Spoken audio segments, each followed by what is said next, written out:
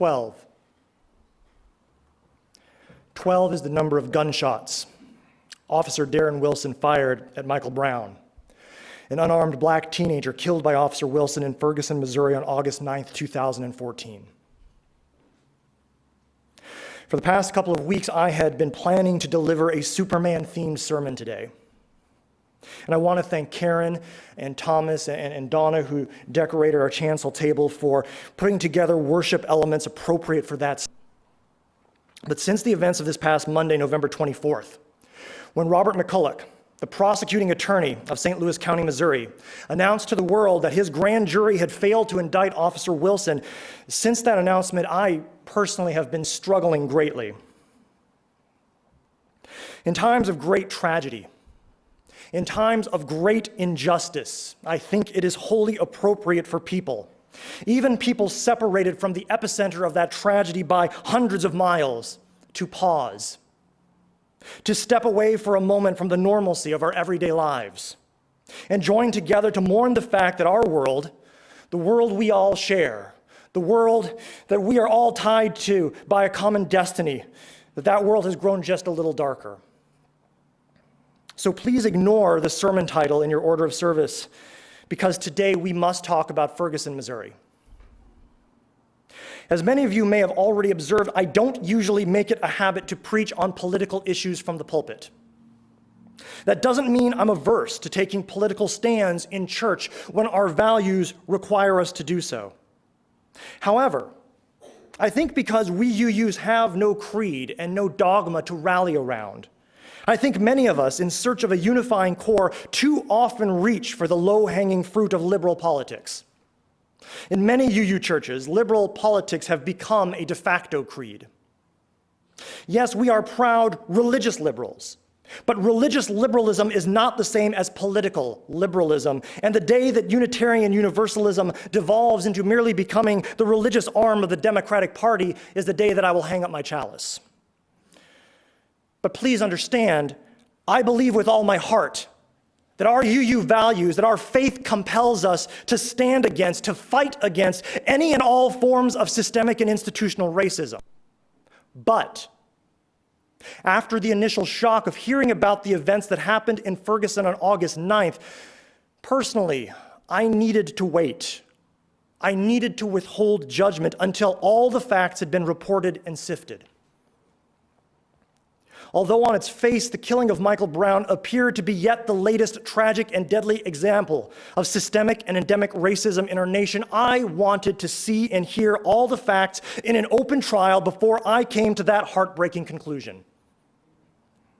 I trusted the system, believing that if, in fact, this killing was as unjustified as it appeared, that Officer Wilson would be brought to justice, that he would pay for his crimes, thus demonstrating to the whole world that although we as a nation may still have some individual racists among us, even in positions of power, that nevertheless, the American system of justice in 2014 would not allow such an act to go unpunished. That the American system of justice would search for and find the truth, and that justice ultimately would prevail. But on Monday, November 24th, my trust in the system was rewarded with bitter, gut-wrenching disappointment. Michael Brown's family and friends, the people of Ferguson, Missouri, and all of us Americans who love justice, we were all betrayed by a gutless county prosecutor by the name of Robert McCulloch. We all have questions about exactly what happened on August 9th. Perhaps Officer Wilson committed a crime in killing an unarmed black teenager. Perhaps he responded in reasonable self-defense. Answers could have come from an open trial. And it was my expectation as an American citizen that an honest, authentic search for truth and justice in this matter was going to occur. But one prosecutor, abandoning his duty to the people he served, short-circuited justice and ensured that an honest search for truth and justice would never occur.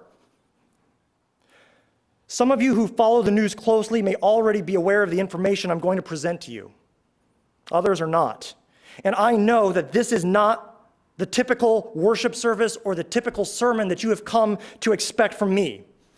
But I beg your indulgence this morning, because I believe this is information that all people who love and pursue justice need to know. I want to take a moment to clearly articulate for all of us the scope of the injustice that has occurred. Why? Because in the words of the poet William Stafford, it is important that awake people be awake. There was an old bumper sticker, some of you have seen it. It used to say, if you're not outraged, then you're not paying attention. I am outraged. And I'm here this morning to make sure that we are all awake to what is happening in our country. As you know, Robert McCulloch called a grand jury to determine whether or not to indict Officer Wilson, that is, to charge Officer Wilson with a crime. This likely would have led to an open criminal trial. An important point to note immediately is that McCulloch did not need to call a grand jury. As prosecutor, he had the authority to bring criminal charges directly. He also had the discretion to not bring charges at all if he felt that a crime was not committed.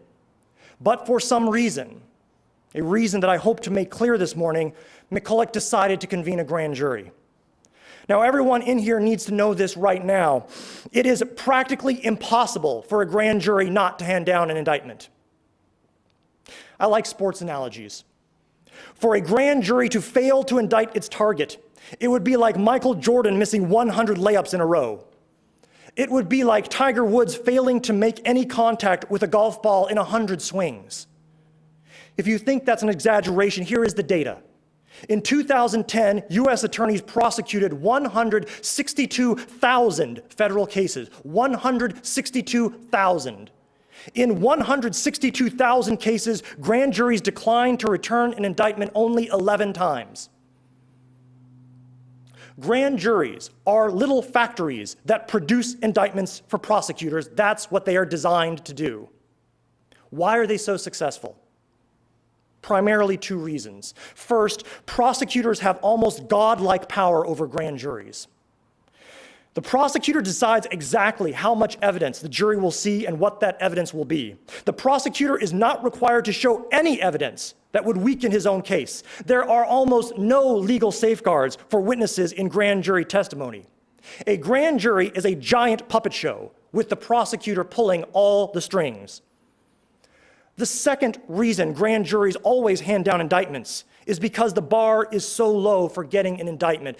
I'm going to take you through a little bit of law school this morning, if you don't mind. Imagine these are the metaphorical scales of justice. Now, in a criminal trial, a defendant must be convicted beyond reasonable doubt. So that means that the scales of justice must look something like this in favor of guilt.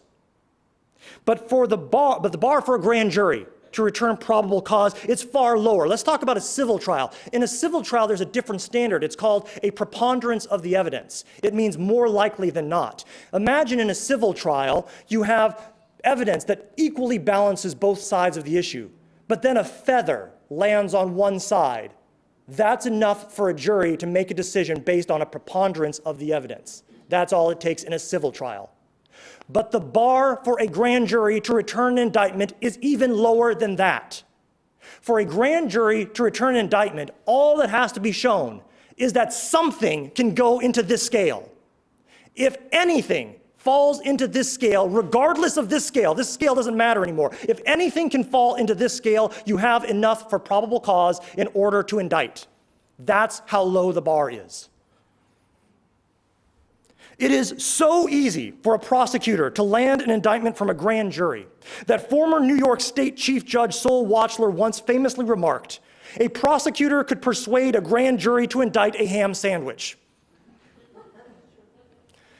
Andrew Leopold, a University of Illinois law professor, has stated, "If the prosecutor wants an indictment and doesn't get one, something has gone horribly wrong.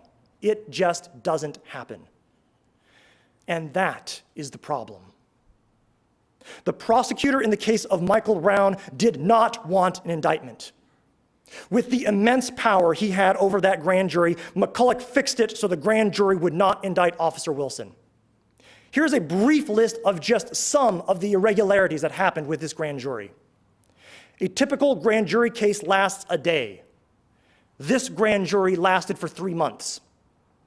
In a typical case, the prosecutor provides the charges, clearly explains the legal terminology in all of them, and then asks the grand jury for an indictment. In this case, the prosecution did not recommend a charge against Officer Wilson, nor did they explain the possible charges, nor did they ask for an indictment. In a typical case, a grand jury never hears the defendant testify.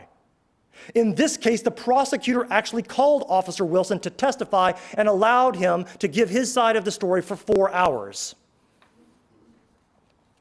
And having read some of the grand jury testimony myself, let me be honest, it's 5,000 pages. I did not read all of it this week, but I read several hundred.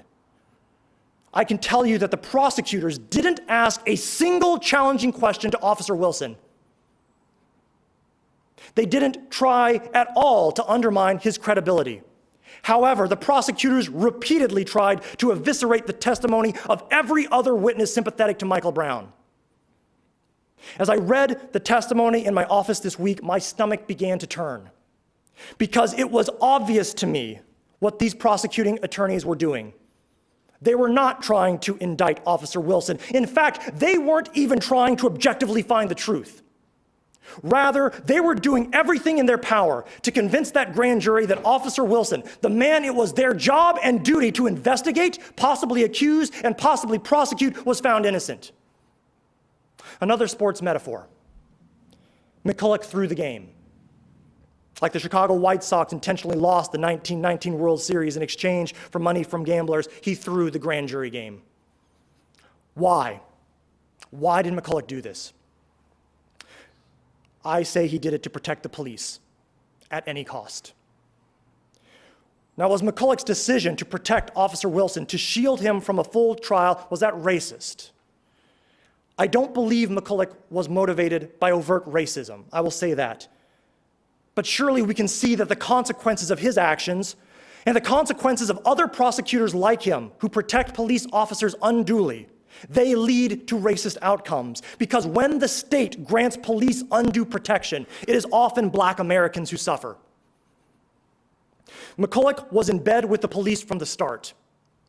Now, there is an inherent conflict of interest when any prosecutor is asked to prosecute a crime against a police officer. State prosecutors rely on a good relationship with the police in order to do their job and get convictions. But in the Michael Brown case, it goes deeper than that.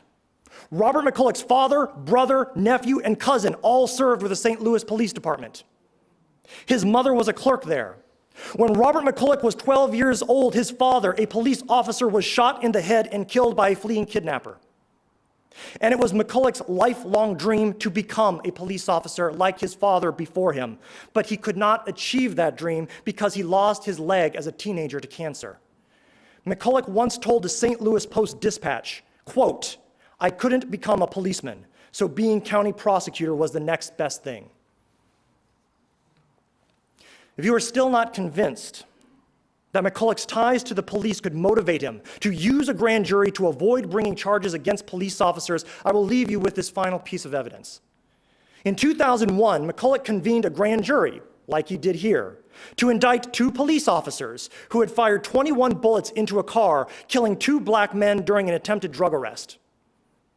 While the grand jury documents were still secret and sealed, McCulloch held a press conference and told the press that every witness before the grand jury had corroborated the police officer's story in defense, when in fact 4 witnesses contradicted their story. The press discovered this when the documents became unsealed.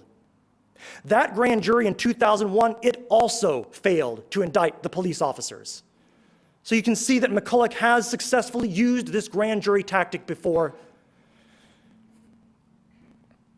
I believe with my whole heart that a terrible tragedy happened in Ferguson, Missouri on August 9th of this year, but an even greater tragedy occurred on November 24th. For better or worse, the American system of justice is based on something called the adversarial system. The theory behind the adversarial system is that the best way to find truth and justice is to allow 2 advocates to champion their respective parties, and for those advocates or adversaries, for them to use every ethical and legal resource available to them against the other, to argue on behalf of their party before an impartial judge or jury.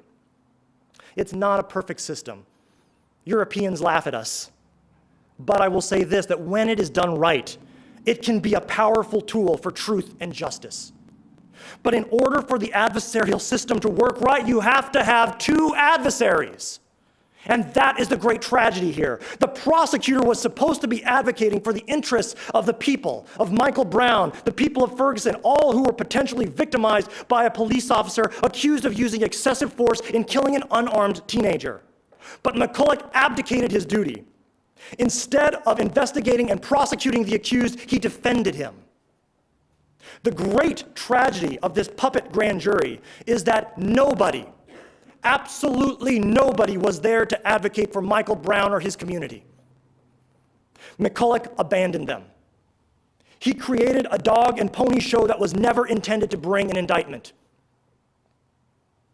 This allowed him to wash his hands of the whole Michael Brown affair like a jaded Pontius Pilate.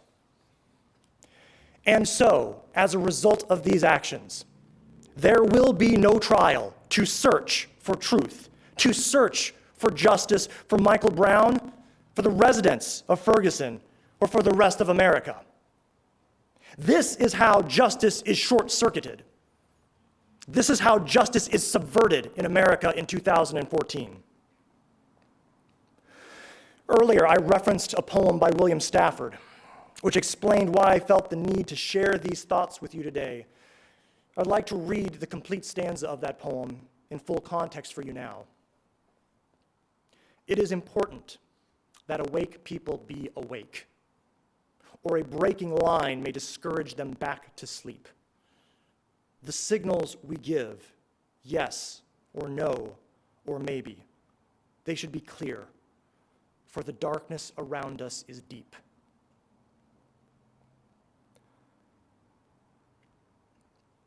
Truly, the darkness around us is deep.